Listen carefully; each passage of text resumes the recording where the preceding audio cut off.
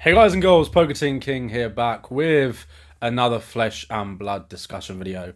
So today I want to talk a little bit about some of the movements that we're seeing now in terms of like collector's items now. So we've seen Dynasty cases spike upwards. I'll have the graph up here for TCG player card market.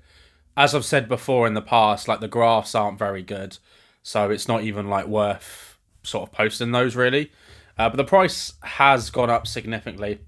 Now, we always knew that this was probably going to happen at some point.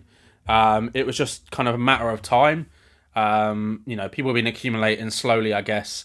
Sets like Dynasty, these Fab 2.0 sets where some of the print run was destroyed. It makes sense, honestly. I didn't think it would happen for a little while, honestly. I just didn't see movement into these things, but these are, I guess, coordinated buys. You got the fabled CNC. Obviously, you got the Marvel Dominion and stuff. All the Marvel weapons and stuff, which are really nice. Very hard to pull as well, like significantly hard to pull. I don't think I've ever pulled any of them actually, honestly. Maybe the Tiara, I think, was the only one that I have pulled. But the Fable CNC is, an iconic card now, and one of the most expensive set cards you can get. If you're talking about Fab 2.0, it might be the most expensive card. Someone's going to comment below saying you're wrong, but I'm pretty sure it is. I'm pretty sure it is like the main sets, like Fab 2.0. But it is a chase. It's a big chase. People really like it. I'm not too big a fan of the card myself, but I know people really love it. So that's all that matters at the end of the day. My opinion doesn't matter. The market and the collector base, they're what decides things. And I think that people were a little bit worried that the price would drop up after the CNC reprint in Hunted, but it hasn't affected it at all. So there are people out there that hold quite a few copies of it. I know I spoke to George, I think, at Prague. Sorry about my voice at the moment. It's kind of a bit croaky. But I spoke to George at Prague and he mentioned about it when we found out about the CNC. But, it's not going to change it. It's an incredibly rare card, so it makes sense. But all the Fab 2.0 sets are most likely going to start moving upwards and trending because supply is quite thin on a lot of them, especially in like UK. Supply has been extremely thin for ages, and I've said this. I think that distros in the UK sent product to the US because demand was really low over here. Like, it was just sitting on shelves and no one was really cracking. Sets like Dynasty, Uprising, Dusk Till Dawn, Outsiders. People didn't want those sets. Bright Lights. I've picked up plenty of cases of all those sets for extremely cheap. So I need to have a look in my storage to see what I got because prices are, probably going to be going upwards for all of them if they haven't already. But Dynasty is the one I wanted to sort of touch on because it has been talked about in quite a lot of the groups that I'm in where people have realised stuff is going up. And the problem with this is with stuff moving up, every time something trends upwards, people are going to go, well, we need to reprint it now. There's going to be calls for reprints. I've already seen people always talking about it already. There's always that conversation. When product is sitting on shelves and people don't want it, it's fine. There's too much product. And then when it suddenly dries up, because supply is just thinned, which happens naturally over time, or unnaturally if you've got people making coordinated buys, it wouldn't take that much money for any of these sets to be taken off the market. Bar sets like Toa Unlimited, Monarch, even first edition of those sets just seem to be endless. But the rest of the sets, it doesn't take very much. I mean, we haven't even got Hunted in stock. We haven't got Rosetta in stock. Misfail in stock. I think Rosetta also is out of print. If I remember seeing on the website, someone posted about it on the Flesh and Blood website that I'll, again, post up here, saying out of print. So that surely can't be right. Unless they've sent it all to their warehouses. But even just the idea that they will say that it's out of print is already going to drive people to start buying loads of cases and be like, well, it's out of print now, so let's see how we can move the price of it. But I don't know. It's naturally going to happen. Even alphas becoming a bit hard to find, like boxes now. Singles are selling a lot better, like the lower value stuff now. I've started to see movement on it, like the rainbow foils and some of the majestics. And supply has even popped up in the UK, which is quite rare. We don't often see this, but I've seen Crew First Edition boxes starting to sell now.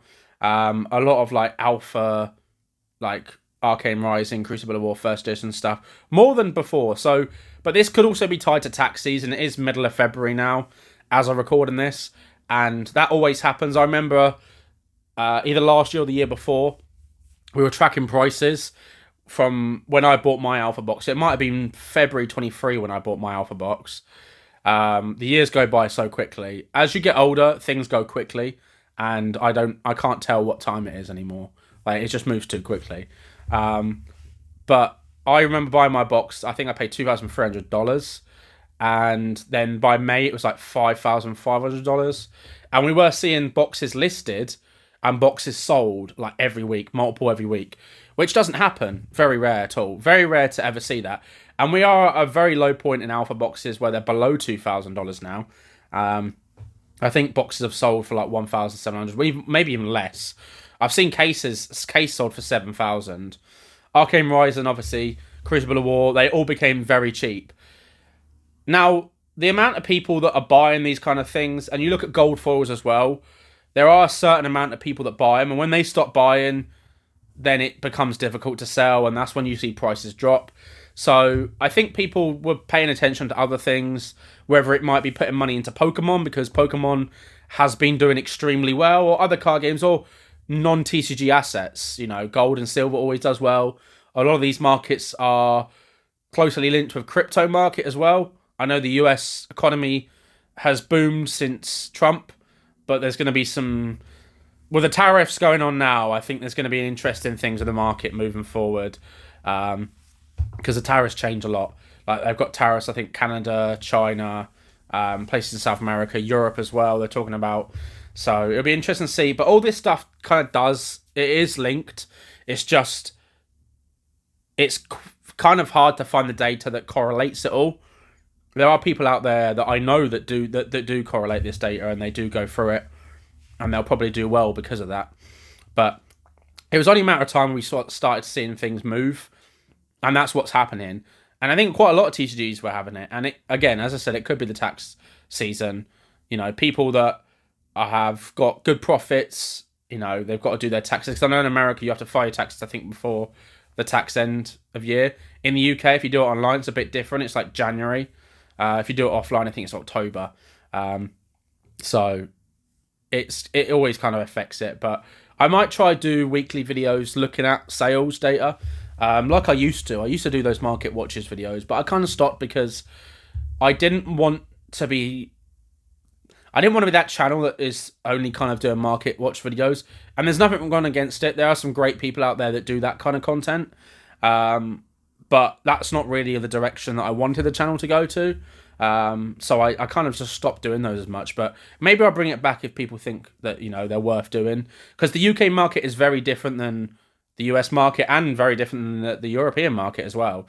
You look at card prices on card market, you know, in the UK versus the EU, and then you look at TCG Player, and it's 3 separate markets, which is quite interesting. So I'm looking forward to the next Fab event. Obviously, it's going to be Pro Tour London. Hopefully, there'll be some product in stock by then. We're still waiting to find out about Worlds. I think the dates have been posted on the website. We just don't 100% know where it's going to be. We know it's America. That's as far as I think we know. So we'll find out. But regardless, I'll be at Worlds in America, so it'll be a great time. UK Games Expo as well. They've announced that Flesh and Blood will be back at UK Games Expo, which is great because that was a really good entry and gateway for people to get into Flesh and Blood in the UK.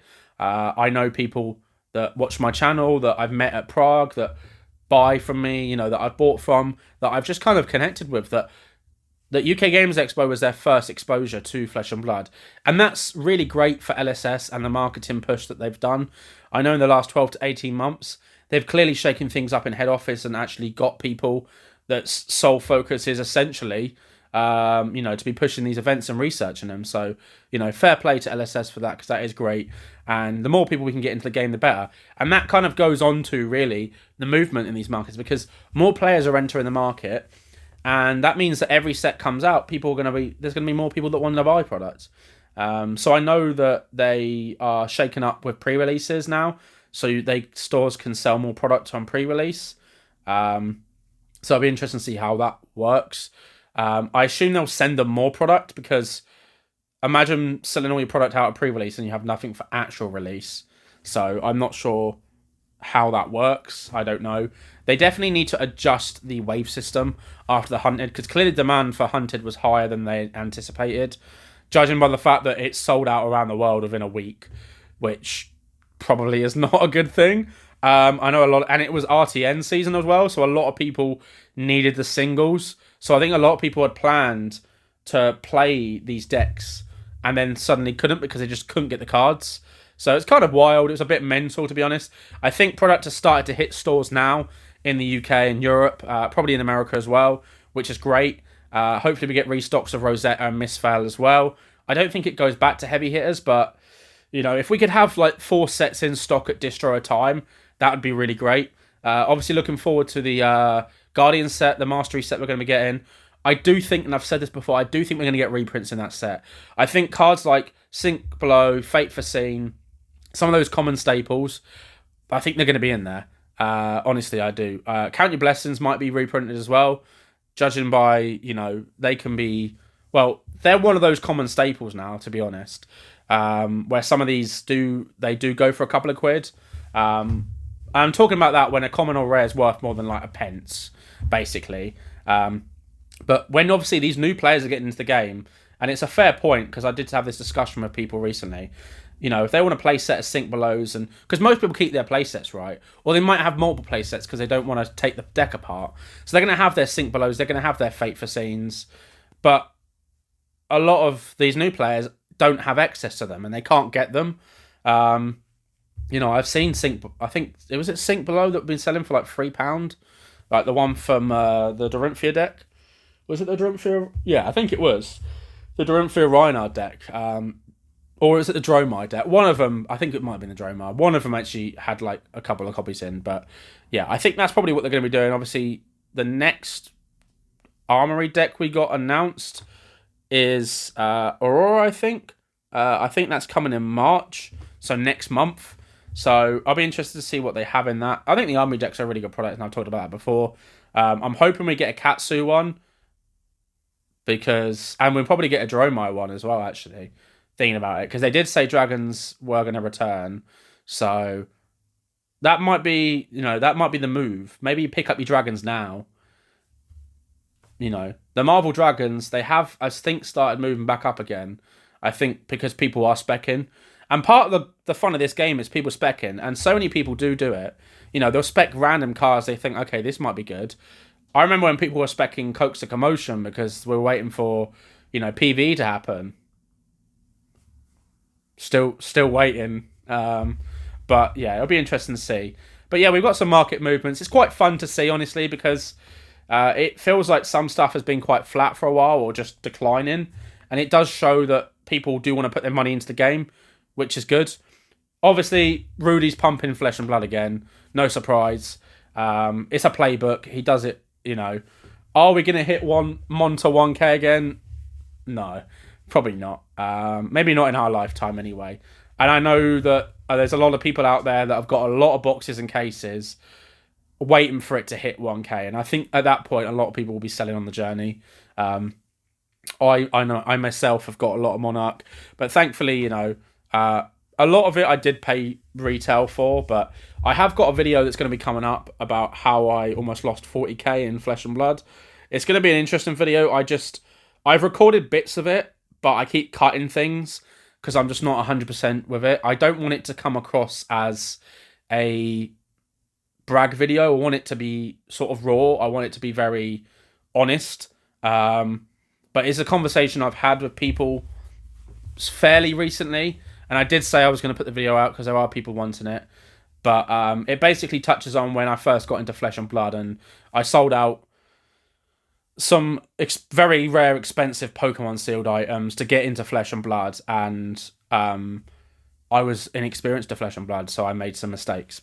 So, but that'll be a video anyway. If you're actually interested in that, drop a comment below. The comments on videos, some videos get really good comments on them. Others, they get 0 comments. So if you're still watching this video right now, just comment anything. It doesn't matter. It could literally be just telling me to shut up. But just comment, give it a like. And as always, hit that subscribe button, hit the notification button, blah, blah, blah. All the other things that YouTubers tell you to say. And as always, have a great day.